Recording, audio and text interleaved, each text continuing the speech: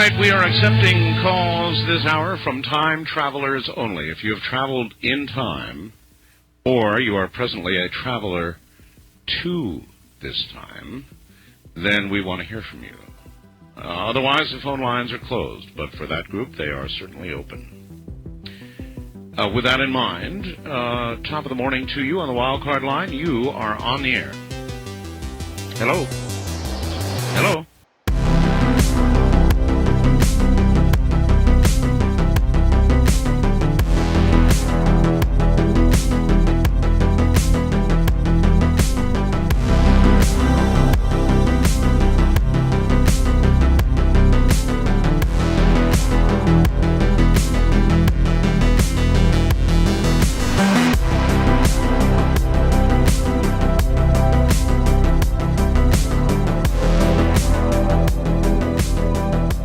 All right, what is going on? Welcome back to the Infinite Fringe. My name is Billy Ray Valentine. Hope everybody's doing well.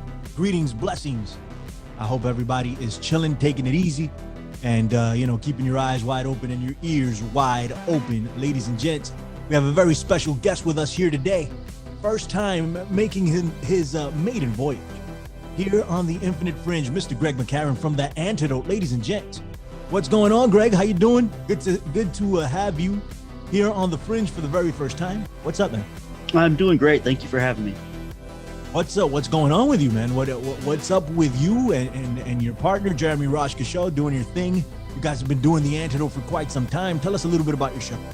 Yeah, so The Antidote started as an idea, and I think we did our first ever program together in September of 2016. It was 15 years after September 11th, and it was centered around aspects of September 11th in the media as it relates to covering that. And from there, we had the idea for The Antidote, and basically the name of The Antidote is ANTEDOTE, as in the idea was basically to try to up the ante, raise the stakes of media discourse. That was hence the name Antidote. And I think that there are programs that have the name Antidote. You don't want to get confused with others. So Antidote, ANTEDOTE, upping the stakes, so to speak. And at the time, we were wanting to focus on the quote unquote alternative media community and having serious discussions in there. And this was during the rise of Trump. I mean, Trump was not president yet in September 2016. Right.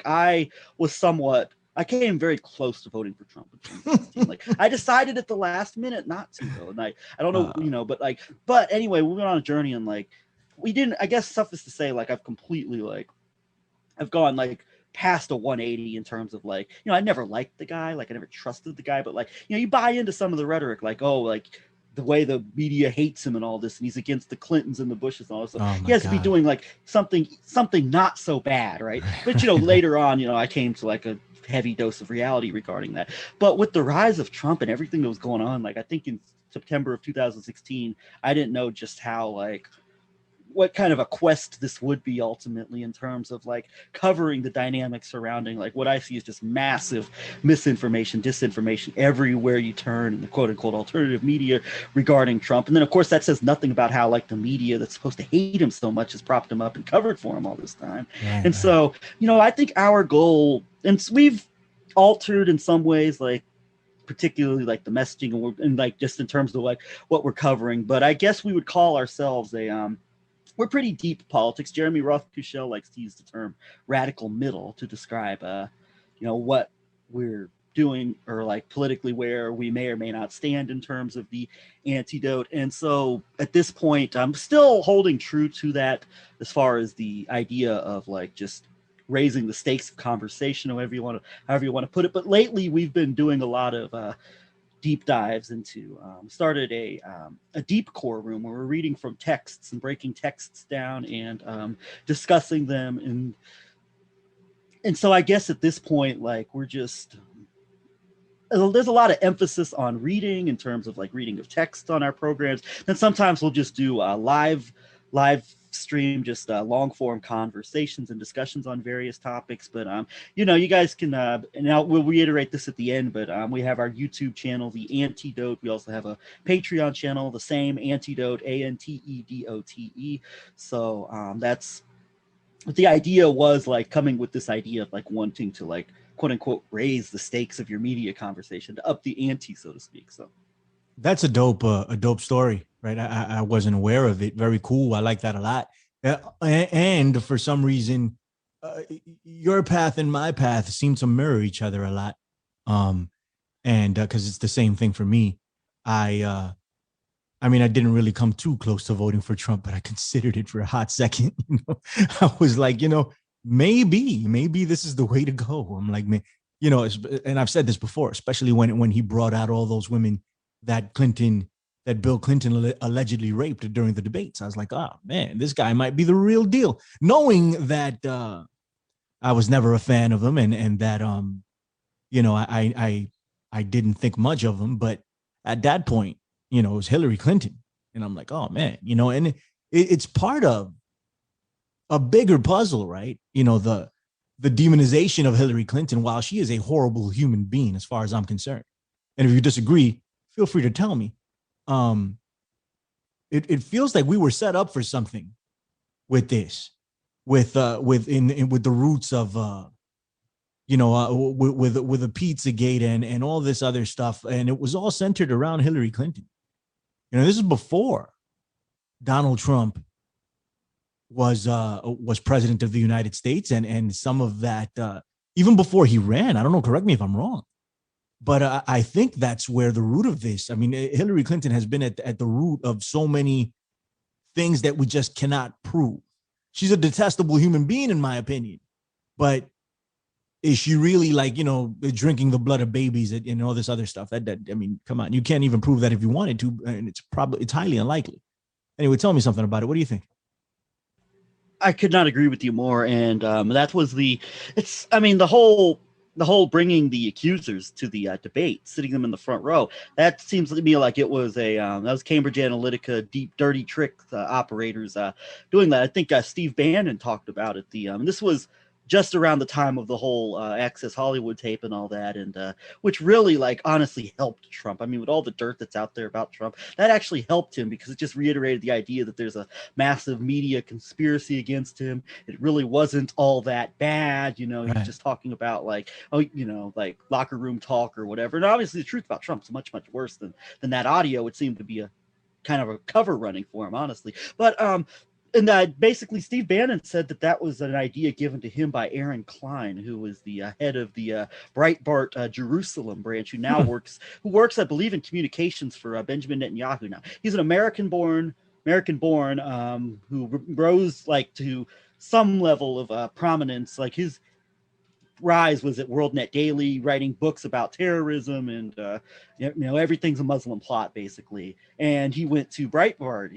He was set up to run the Jerusalem desk at Breitbart when Breitbart set up its offices in Israel. And so that was the whole idea. That was the group of people. It was that whole clique around Steve Bannon, right at the insiders of the whole Cambridge Analytica Breitbart operation that set that up with the accusers. According to Steve Bannon himself, they set up those accusers to sit in the front row. And it was a dirty trick. It reminds me, it's straight out of the tricks of the Cohn, Roger Stone type of playbook to exploit your own weaknesses against your enemy.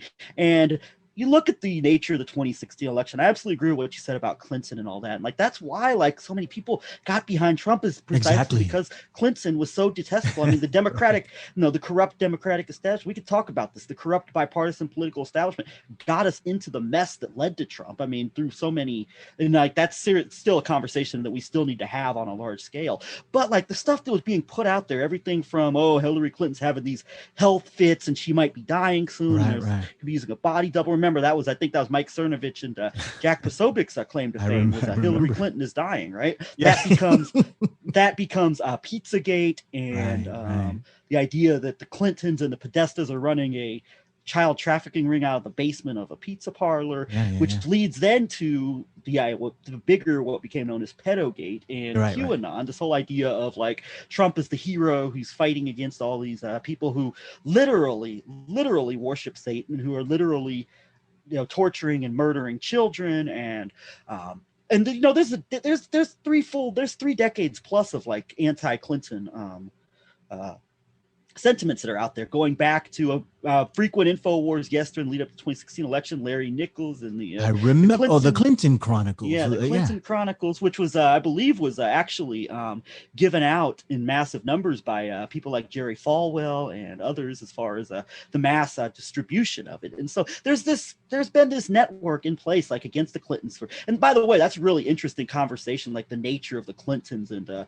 potential of them being willing boogeymen for like what Hillary Clinton rightly labeled the vast right-wing conspiracy. One of the true, honest things she said in her life is that there was a vast right-wing conspiracy out to get her husband, and she was not wrong about that. I mean, it was. And you just go back to looking at the 90s and that whole generation. But there's some strange bedfellows, like in terms of David Brock of Media Matters, who is really close to the Clintons now, going from being like a hitman, a right-wing hitman against the Clintons, and having parties at his townhouse in DC with Alexa Tucker Carlson and Laura Ingraham back in the 90s. So there's some interesting dynamics there. And like the Clinton-Trump relationship on one hand, like very real efforts, like it seems, to ensure that like a Hillary Clinton did not get in the White House. But at the same time, like, and this is maybe another conversation for another time, but the dynamics behind like the Trump-Clinton relationship, I think there's more than meets the eye there, with like, Trumps and Clintons themselves being friends for many years and attending each other's weddings, and Trump giving Clinton's money. I mean, it's very weird, but I think with the combination of Hillary Clinton and Jeb Bush, that was supposed to be Clinton versus Bush, right? It was supposed to be the continuation of the next of the same political dynasties. And so Donald Trump to swoop in, like, basically, look what he did. He basically single-handedly destroyed the Bush family.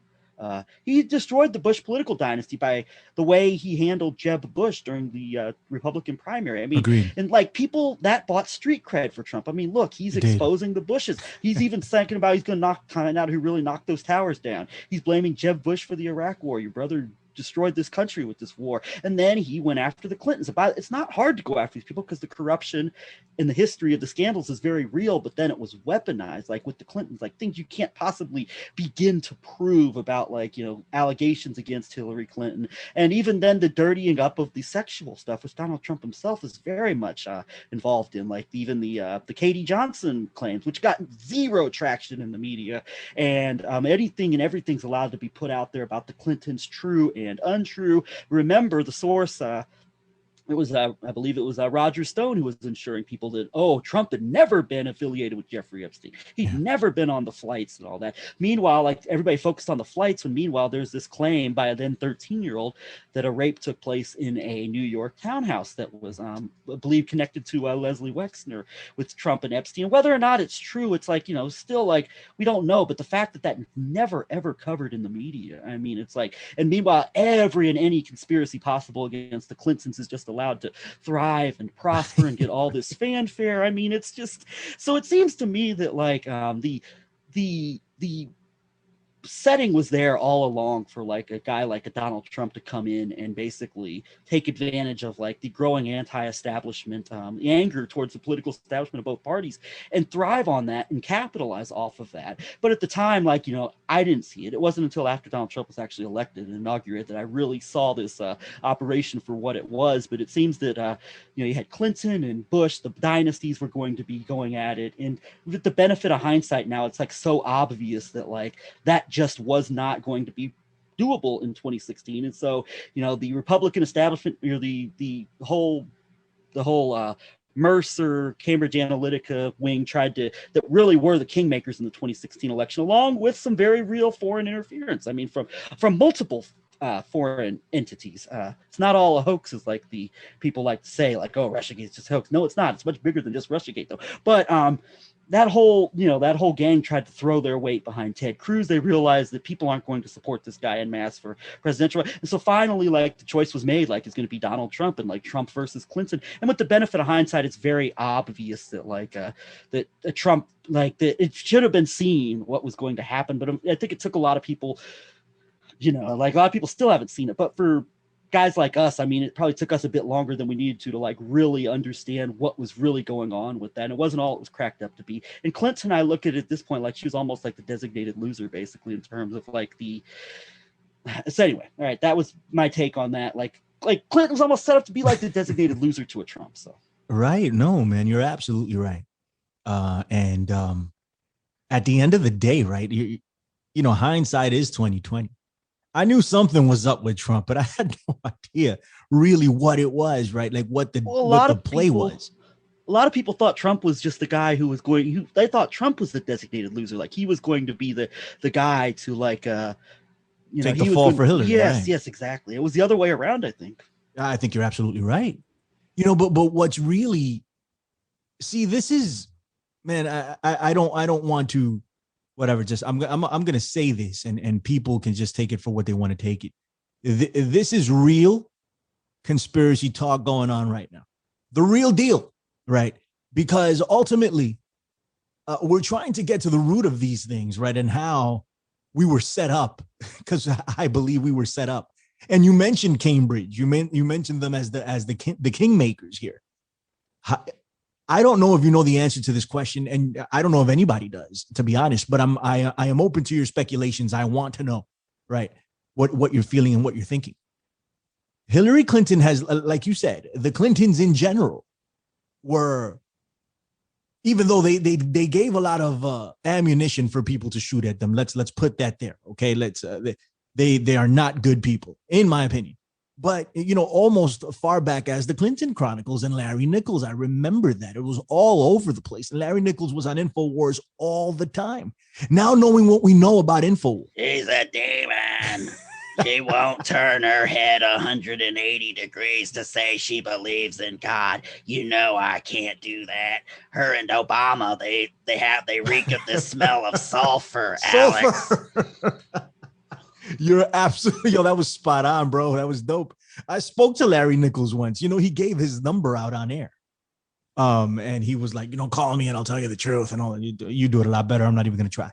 But I called him, and this was before the Fringe. I hope he's still alive. God bless him.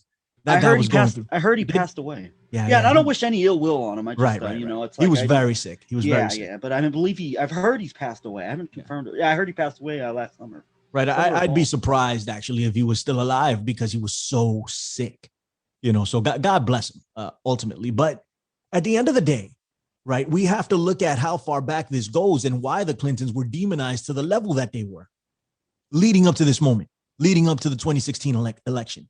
Right. And allowing Donald Trump to sweep in. Now, and I know, and the audience of the Fringe knows, because I've harped on it for how long at this point.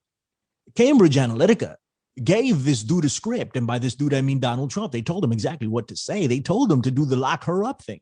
They already knew how we felt, right? Because of the 5,000 data points on every American that were put out there on social media, right? And Cambridge was able to swoop in, take that information and use it, create a script.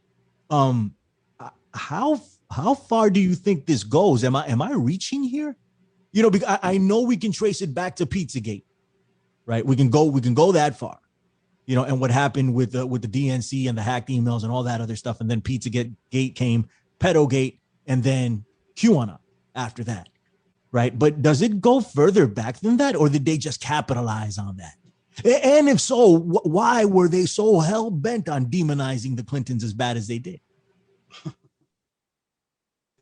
All great questions. And I have to say, this seems to me that this goes, as far as like the roots of what we're seeing play out today and manifest, like with Trump and with what's going on in Europe and what's going on globally in some aspects, goes back much further than this. And I would say it goes back to, at least I would say roots for a lot of this goes back to the Cold War era and combination of the McCarthy era and the rise of things such as the John Birch Society and things that came after that. Obviously, Council for National Policy being set up, and that's where that's one of the ultimate failings of the alternative conspiracy-oriented media is that it never covered, it only covered the left, like this Council on Foreign Relations and what is the typical globalists and all this, and people like Josh Reeves came into the picture with the Secret Right documentary. That's the documentary that would have been made as a natural follow-up to all the stuff Alex Jones did on all of his series of the police state and all that. Yeah. Stuff, right. And even that stuff, of course, I don't know if its weight even holds up with the test of time, that kind of stuff that Alex Jones was putting out in the 2000s. But regardless of what your feelings are on that, the Secret Right documentaries and the works of people like our mutual friend John Brisson, the works of Stephen Snyder, aka Recluse, and their history of digging into the history of the controlled right-wing just movement in general, going back at least to the Cold War days, and certainly maybe before that, but definitely really escalated in the Cold War era, and it's been going on to this day now, and it escalated, and I think it really reached its peak with Donald Trump. This has been going on for decades and decades, but I think that in terms of the recent history of this, it's hard to pinpoint an exact date, but it seems to me that the particularly, if I had to pinpoint a particular time and period, like the Mercers and the whole Cambridge Analytica thing kind of became kingmakers in all of this. It seems in the aftermath of the rise of the original Tea Party. And there's some very interesting stuff with the original Tea Party and some of the forces that may or may not have been at play behind that, because I look at the Tea Party like increasingly, and everything has come since that, as basically like an attack on like America, as it is like an attack on like, and I mean, Jeremy and I have gone into depth more on that on our program, but you see the Mercers come into play, like with the, say what you want about like controlled paradigms and the New World Order and all this, and right-left paradigm being an illusion, all this and that. But I do think that there's a very real fear of the number of aspects. There's changing demographics in this country that people are very concerned about. There's a push for some element of actual like rights and protections that some people see as a threat. And I think that there's a foreign element that you could see epitomized in countries such as Israel, countries such as Russia under Putin, that do not like the idea of like a unipolar American-led world order where things are being done like by these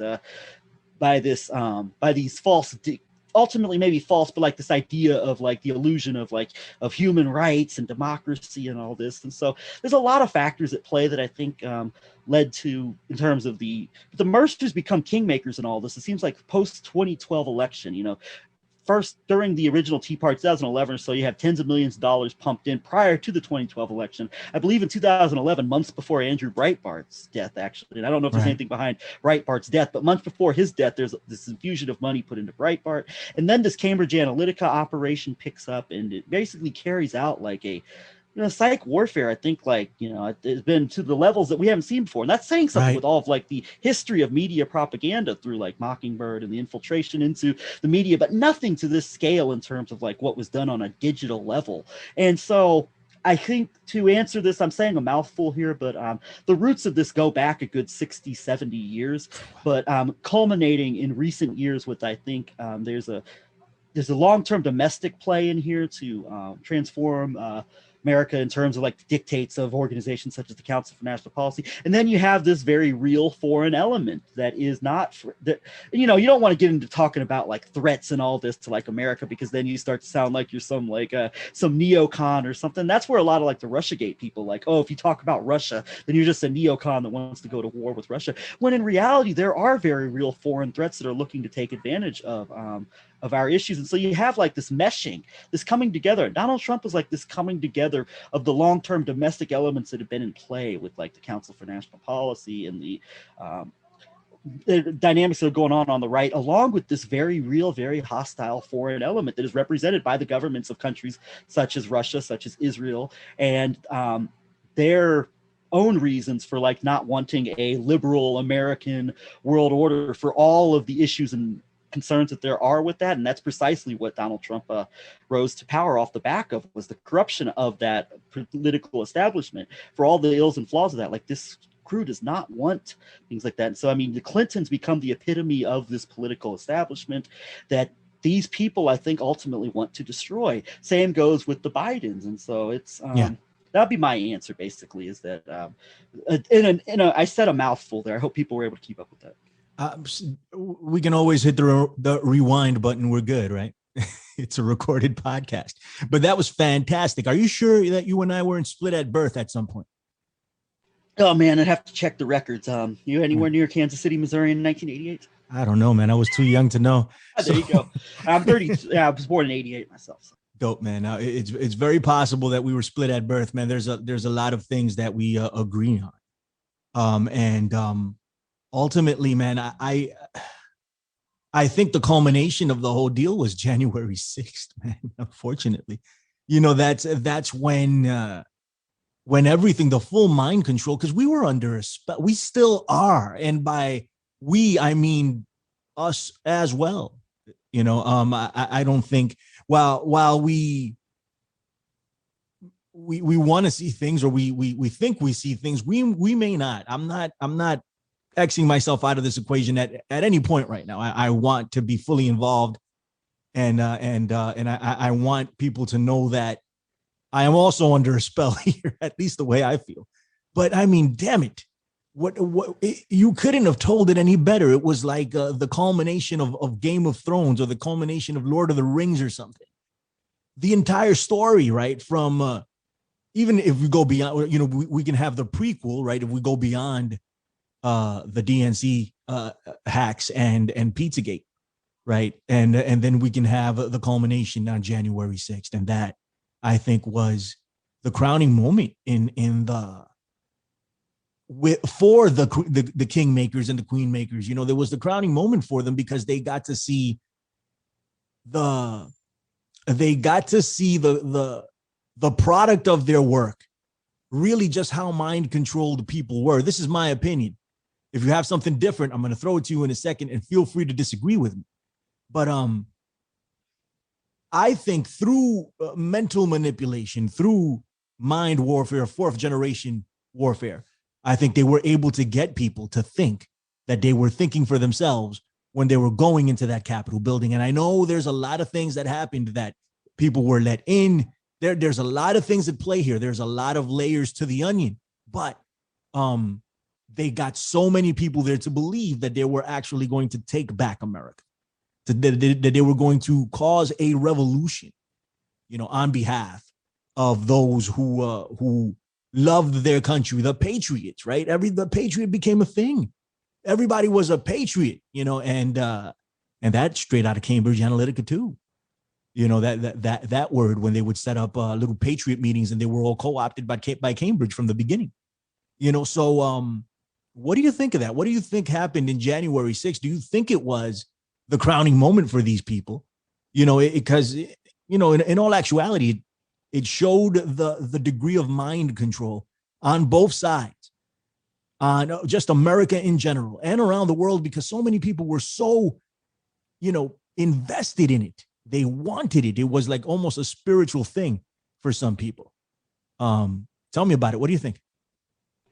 Well, you couldn't have not have had an event like, and as far as it being like a crowning achievement, yeah, I'd agree with you. And I guess there's still questions as far as like, our friend John Brisson, like he believes that maybe like there's questions of whether or not like who knew what was going to happen, who was in on some plot or whatnot. But I mean, even moving beyond those questions in terms of like how much like, left-right continuity there was or whatnot. I mean, I guess the question of whether or not be a crowning jewel was this what the coup plotters, what the plotters of this actually wanted to happen, or did they want it to be far worse than it actually was, and it was actually curtailed to some of them? And right. I think there's evidence that points to like this thing could have been, and maybe it was intended to be much, much worse than it actually was. I don't disagree with you. And right. So, but taking all of that aside, I mean, there's a lot of planning that clearly went on into the events of the 6th. I mean, Charlie Kirk busing people in. I believe Clarence Thomas's wife was involved in busing people in. All of the people that were pushing the propaganda that the election was stolen, that Biden,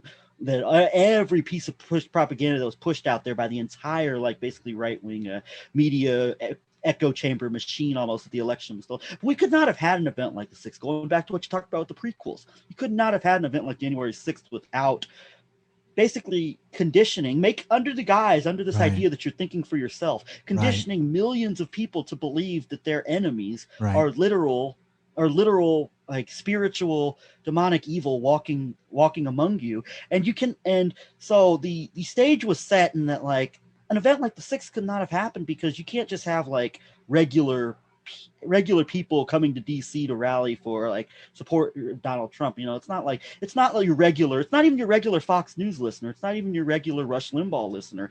And they may have been in the audience there, but it's people who have been radicalized to a level much deeper than that were in Agreed. The Capitol. You could not have had, I mean, look at the woman who was unfortunately, who was killed at the Capitol. I mean, Ashley Babbitt. I mean, right. She was the epitome of this mindset. Like these people, and it's, as I said, like it goes beyond like just typical problematic, and as much of a core of the root of the problem Fox News is, and people like Rush Limbaugh were and are. Rush Limbaugh in the past tense, of course, it was beyond that. And it was this radicalization to a whole nother level. Like, you could not have had the events of the 6th, regardless of what was intended to happen or what came out of it. You could not have had that without the radicalizing and the creation of everything that led from Pizzagate on to the rise of the QAnon movement, because it was the people who were there who were fanatical enough, passionate enough to actually go into the Capitol, regardless of if they had an organized plan to create chaos or not. And by the way, there were chaos makers in the crowd that were in there. It's not Antifa or Black Lives Matter, as the media wants to make you think it was. Even the guy Sullivan, who was pointed to as proof of like some Antifa BLM plot to make the Trump supporters look bad, his own brother had significant connections, I believe, to the was it the Proud Boys, right? Right. As far as like interconnecting with each other. But you had infiltration, you had the Proud Boys, you had aspects of the Oath Keepers in there to infiltrate and provocateur those who may not have known what they were doing going into the Capitol. But you would not have had like the willing dupes, so to speak, or what Lenin called the useful idiots, if they had not been radicalized by this entire operation to such an extreme level. And that is like ultimately the events of January 6th, regardless of what the intended outcome was to be of that, it would not have happened without this ultimately seems like it was a perfect storm, like something that would be seen as like an inevitable outcome of like the years of propaganda leading up to this, culminating with the stolen election narrative and the idea that their guy who was going to be like this would-be savior was being destroyed at all costs by the media and all this and the deep state. And then I'll throw one more thing on top of this, and then I'll give it back to you, is that just after the election, it was interesting because there's a level of comfort, even guys like people like you and I have, I think, as Americans. We still have like some semblance of prosperity as far as we're still, for me personally, I can say I'm still able to live a relatively comfortable life. I'm still able to, by and large, live as I want to. I'm able to do the things I want to do as far as by and large, I still. And so there's still a level of comfort, even guys like us who are very deeply embedded into like this looking at the world from like the way we do, but there's still like a level of comfort people like us enjoy. And so for the longest time, like I can never imagine like it can't, you have people say it could never happen here, right? Like it can't happen here. The stuff you see in other countries, like that stuff you hear about, banana republics and in countries that you can't identify on a map, right? But then like once the 2020 election happened and you started to hear the talk from like the Flynns of the world, from other people, QAnon people, prominent like QAnon pushers, of like of staging like a coup and bringing our president back into power, the test drive almost, it seemed, for like a martial law scenario where I think it was pie in the sky largely. I don't think it was going to happen, but like the idea of we're going to cancel the election. We're going to have the election overturned so we can redo the election. We'll have the military watching over the election and all this. And we'll rightly restore the rightful president back to his perch. And so I had to really I don't want to be religious here, but almost like a come to Jesus moment, like when you realize that that like the things that you were worried about, it's like we're not so far away that some of that stuff could happen here. And it's by and large, and I also think this is another consequence of like the patriot, the building of like the narrative of patriots and all this, Billy, is that for all the problems with the the left, with the demo, then we could talk all day about the problems there. But if anything like that is going to happen here, where you're going to actually have like some type of like, hypothetically, I don't know if it's going to happen or not, but like it's on my radar and it was not before. If it's never going to happen to where you're going to ever have like military elements basically like retake the country or whatever, like the type of stuff you hear about in other countries, like the military related coups and all this, or serious martial law type of things being instilled. It's going to come from the ultra patriots. It's going to be like those who present themselves as like the super patriots within the military, within the types of communities that brought us Donald Trump, quite frankly. And so, they always tell you, like Alex Jones warned people for 25 years that the globalists and the deep state and the left is going to destroy us, when like what he was warning about all along. Look at how he changed his tune on, he and Mike Adams changed their tunes on Oliver North and Rex 84 martial law scenarios.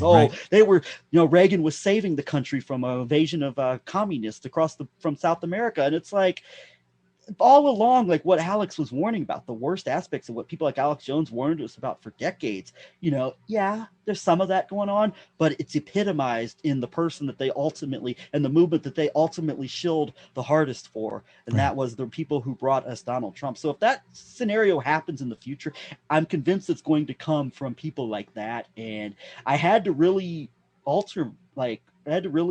come to grips with the fact that the stuff that I never thought could happen here, well, we better buckle up, and it can happen here. And I'm not saying it will, but it can happen here. And I'll Right. say this one more thing, regardless of what you think about Trump or the failure to even have a shred of accountability. And like, I'm very, very concerned because I feel like this, the fact that, Trump is still Trump and the people behind, like, and I'm not talking about like the idea of no, I'm not even talking about the idea of like domestic terrorists. Like, that's all bullshit. Like this idea that we're going to make like, push for, and that's where we could have a conversation about that too anytime, about like the dangers of labeling your fellow citizens domestic terrorists. Oh yeah. But the actual people who made this possible, everything from the Cambridge Analytica mass warfare operation to the rise of the false narratives that came out of that, to the Stop the Steal, to January 6th and beyond, there's not even a shred of accountability for the actual people that are really responsible for this. And that really concerns me, Billy, because I feel like without even a shred of accountability, it's like, how, because this thing is, we've seen it's not going away. I mean, and how is it going to manifest itself next? And that's something that very, very much concerns me. And I don't have the answer to that. And to say that I'm not concerned about it, I would be lying. I'm very concerned about what happens from here and the next incarnation of this, because it's not going away. It's gone nowhere. It's maybe even more powerful than it was, with the illusion of mass media censorship from the same tech giants that enabled the problem in the first place, that are now acting like they're the guardians of democracy now, when it was your Googles and it was your Facebooks that made all of this possible through the perpetuation of all this propaganda. And so I'm very concerned about how is this going to come back next time? And I have to think it's going to be worse than it was before. And in large part, it's going to be because there has not even been a shred of accountability for people who actually made this thing possible. And it's not coming anytime soon, I'm afraid. I agree with a lot of what you just said. And I want to go back to a couple of the points that you put out, right? As far as January 6th being the crowning moment, and that they, that they got everything they wanted, or that was the end game, right? I don't believe that, right? I think you're right by saying that it could have been a lot worse. But when I say it's their crowning moment, I mean that they managed to put the people in a frenzy to get that result. Even though they probably wanted a lot worse, they still got, a result, a tangible one that they can record and build on. They're like, let's write this down. Their scientists were probably going nuts, figuring out what the hell was going on in the minds of people, and how they made, these people get to that point. So that's what I meant by that. But also, in addition, you mentioned martial law, right? And I remember Alex Jones talking about hard martial law coming to the US, right? And when the coronavirus shutdowns happened here in the States, here in New York, man, I thought that was it. And I was like, man, it's going to happen now. Let's get ready, because it's going to be full on martial law. That wasn't what happened. We still got a soft type of martial law, but it wasn't tanks rolling down the street, and the military knocking on anybody's door. But what we did get, and you were very astute in pointing this out, is that people, mostly on the far right, were openly inviting martial law in order to keep their quote unquote president in the White House. And I still to this day can't make sense of that. No, let's stop the election. Let's redo it under military watch, our military, and everything's going to go right this time, and Trump will be president. And so many people subscribed to that. They wanted it. They were like, well, if martial law is going to correct this, then maybe it's something we need to do. I had people tell me that to my face. And I couldn't believe it. But it's the priming, like you said. And I think that at the end of that, was there really going to be martial law? No, and probably not. But they did get a good portion of society to willingly accept something that they would normally push back on. And I think that's a part of the successes that they're making, that they're gaining here, and they got us at each other's throats. The division is real, and just by pointing out something like this, it'll cause a visceral reaction in people. That was also a part of the Cambridge Analytica operation, internalizing the support for Donald Trump, or the support for the White Hats, or the support for whatever. You internalize it. So when we criticize it and dissect it, it's as if we're criticizing and dissecting the people that believe it, and they take it personal, and that adds more fuel to the fire. Go ahead, buddy.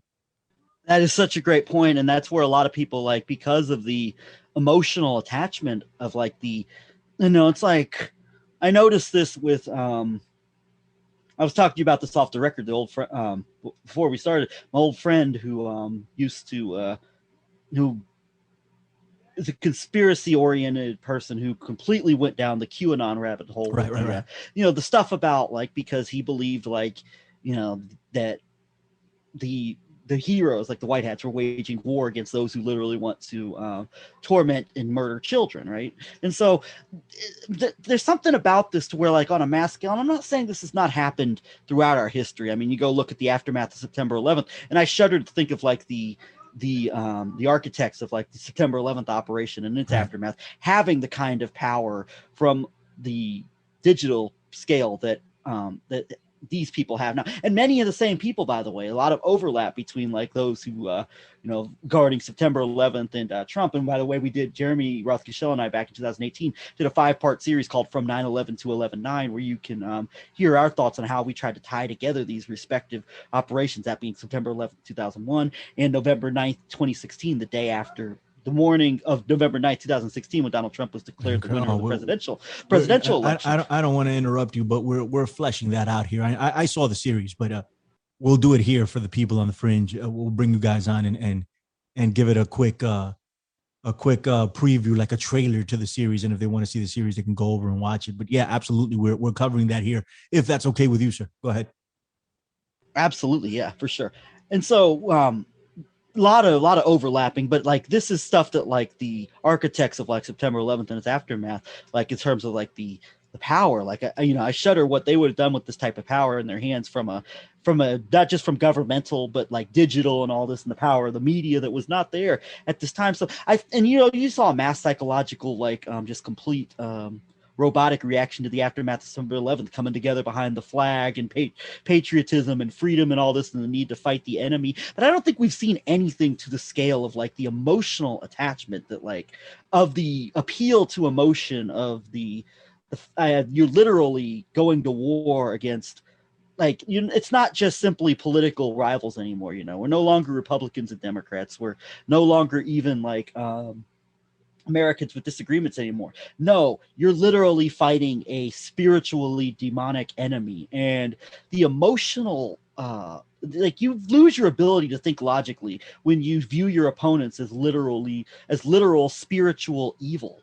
And I think that's happened to so many people. Right. And so what you were saying regarding the fact that people had conditioned themselves to accept something like this, that they believe that, like, that this was the right thing to do. And I mean, these are people who, say, for example, like, people who had been in, like, the InfoWars audience, for example, were so adamant and so worried was going to happen under every other administration before Trump came into power. Remember, Bush was supposed to bring in the martial law and the FEMA camps and New World Order and all this. It was supposed to be Obama, and it did not happen under them. But then, like, the narrative and the discourse has shifted to such an extreme direction to where people like my old friend are no longer able to think logically because they believe they're at war with literal spiritual evil. And to the point to where when you believe things like that and you believe everything in your enemies are this level of literal evil, you can be prone to support just about anything. And so when you say, like, this is like a crown jewel type of event, like, I can see that like a crowning moment because,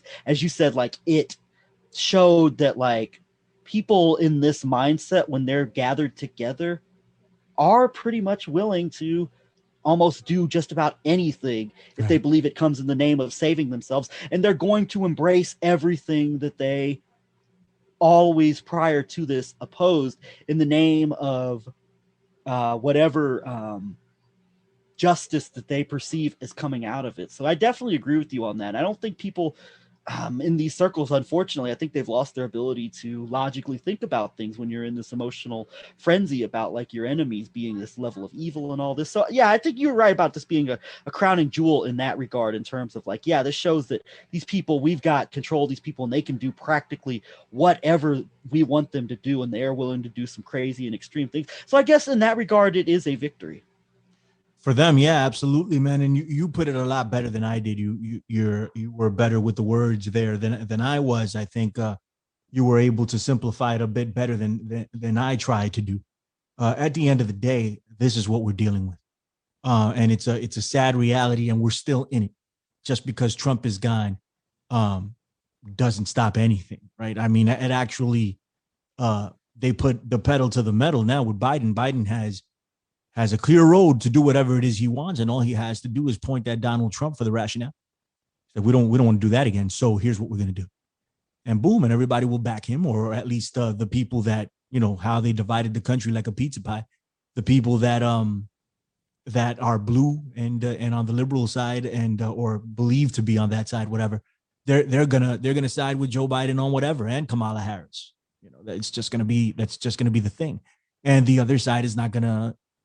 Dude, they just successfully reincorporated everybody into the left-right paradigm, is what happened. At the end of the day, they just successfully brought everybody back in to this game. And I think we were separating from it, man. And maybe that was wishful thinking on my part, Greg. You tell me. But I thought that we were making headway, and we were beginning to see that both sides were bad, and beginning to see that maybe the system wasn't set up for our best interest. But now everybody's fully invested, not just right, not just left. They're fully invested into the system, because both the red and the blue, all they do is represent the system. It's two different sides of the same coin, in my opinion. Yeah, there's differences. There's differences that can be pointed at, but overall, the agenda continues, you know. And everybody's been reincorporated, in my view. Let me know if you feel differently, sir. I largely agree with that. I have some, like, honestly, not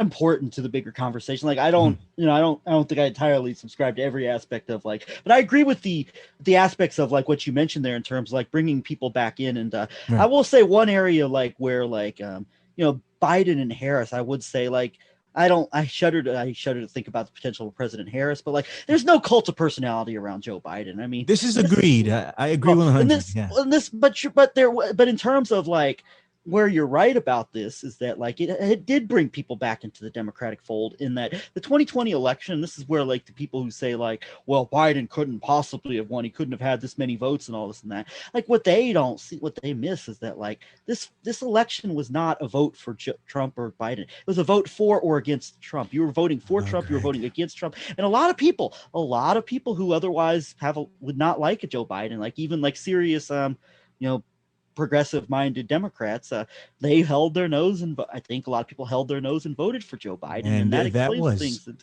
Wow. Listen, sorry to interrupt you there, but that was you. First off, I've made this argument several times, and I get eaten alive for it. People don't want to hear it, even though it's the truth.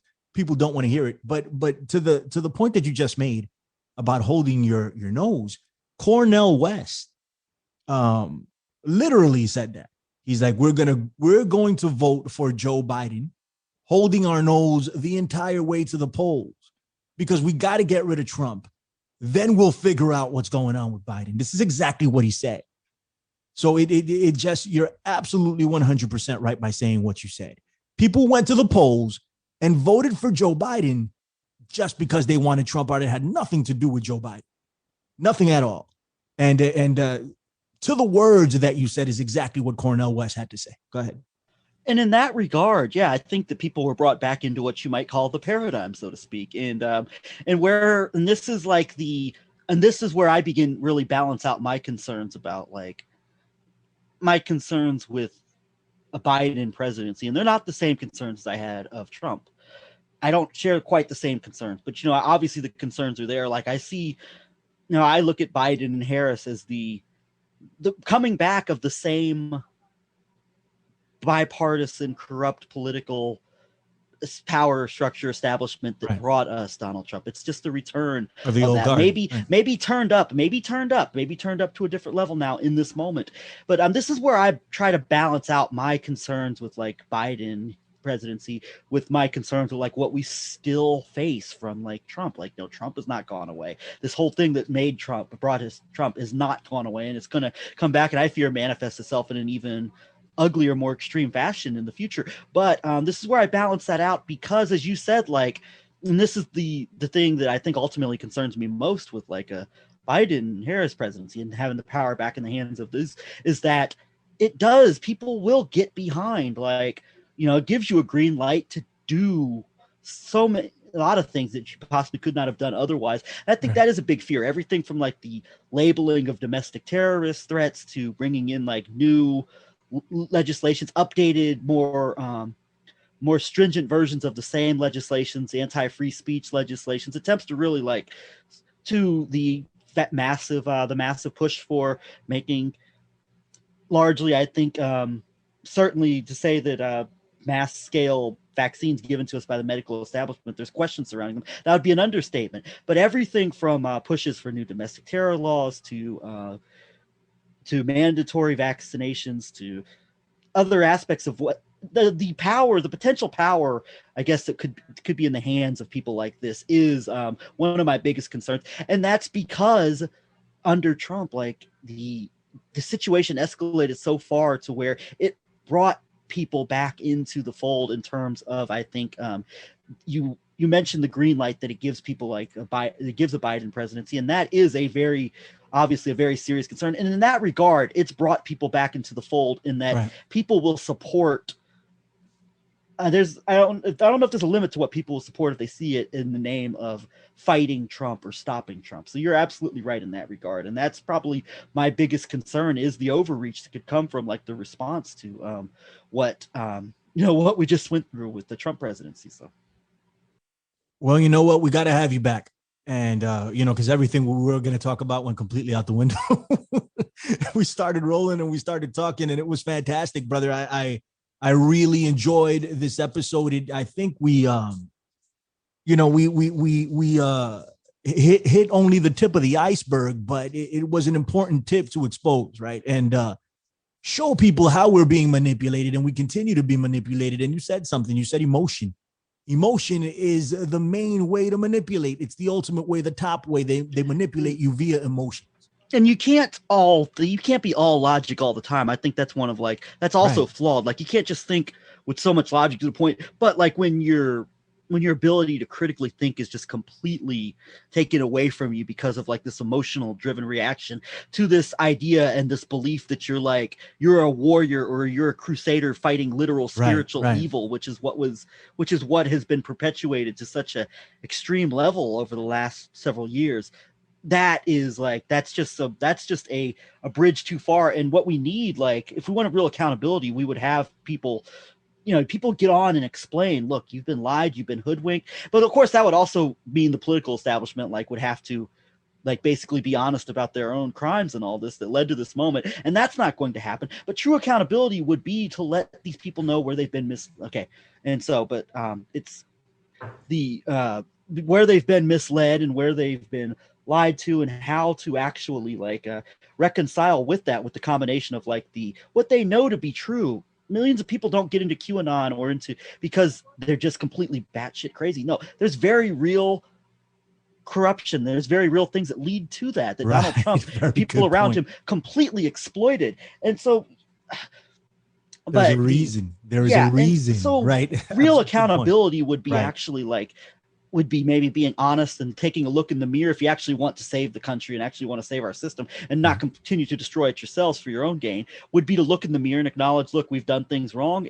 But, I mean, this is a pipe dream. It's not going to happen, but this would be the actual accountability. Instead of labeling 100 million people who happen to support Donald Trump for whatever reason, as domestic terrorists, and putting that label on them and further radicalizing people by having that label put on them. There's ways to have actual accountability and actual truth and honesty that could potentially, this is the only way really, through actual truth, through actual justice, through actual accountability, that you're going to offset and actually counter this emotional frenzy that tens of millions of Americans have been whipped into, and people around the world, into believing that they're fighting literal spiritual demonic evil within their midst. And that's not going to happen without real efforts for truth and justice and accountability.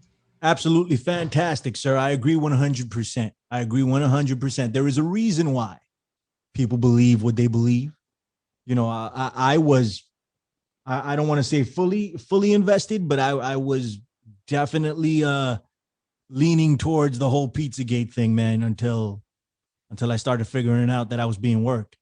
But I was there, and there was a reason for it, because some of the stuff, once you're led to believe that they're the epitome of evil, there's no limit to what you think they can do. It's a very good point. Greg McCarron from The Antidote. Hey, thank you for coming on The Infinite Fringe. We appreciated it, man. It was really fun. I had a good time listening to you break this down. Very, very smart podcast. Everybody, go take a look over there on YouTube. You can find it. The Antidote. Are you guys anywhere else? Tell us where we can find you guys. We are on, we have a Patreon page.